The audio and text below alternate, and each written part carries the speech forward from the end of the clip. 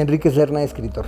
Yo me hice lector gracias a mi madre, porque mi madre era una lectora omnívora que leía lo mismo a los bestsellers de moda que a los clásicos de la literatura universal. Y entonces yo por imitación empecé a pedirle libros. Y ya en la adolescencia empecé yo a elegir mis libros, a comprarme algunos. Y ahí fue cuando ya me despegué un poco de los gustos de mi mamá. Gracias a ella yo descubrí una manera de ver la literatura, que es la literatura como un entretenimiento enriquecedor, a diferencia de lo que me estaban inculcando en la escuela, que era a ver la literatura como un deber engorroso y pesado, ¿no? Y justamente esas dos maneras de entender la literatura hicieron crisis un día en que yo, en una clase muy aburrida de una maestra que se dedicaba a dictar fichas, yo me puse a escribir un cuento fantástico.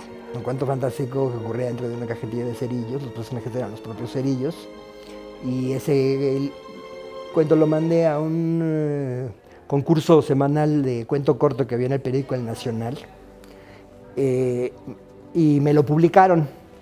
Entonces sentí una gran emoción, sentí que había descubierto mi vocación.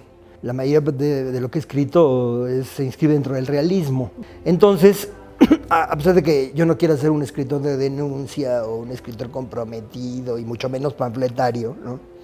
El simple hecho de ubicar a los personajes en un contexto histórico-social me obliga a mostrar una realidad que muchas veces es opresiva, injusta y peligrosa, ¿no? Sobre todo en los últimos años en México. El telón de fondo creo que en eso también he ido cambiando porque ese contexto pesaba mucho más sobre los personajes en mis primeras novelas, como por ejemplo en No soñaba que era rey, ¿no?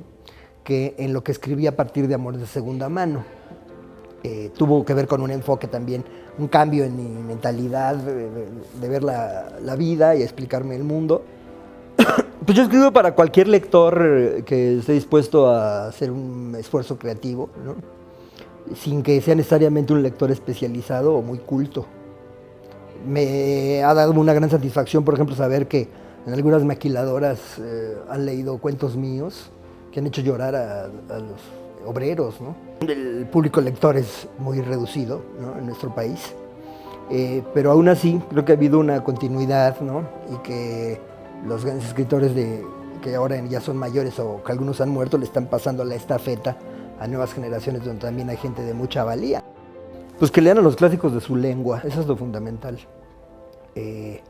Que traten de incluso de imitar su estilo, ¿no? Porque los clásicos son los que nos enseñan a escribir y a pensar. Que no se dejen cegar o obnubilar por las modas literarias, sino que traten de buscar su propia voz, ¿no?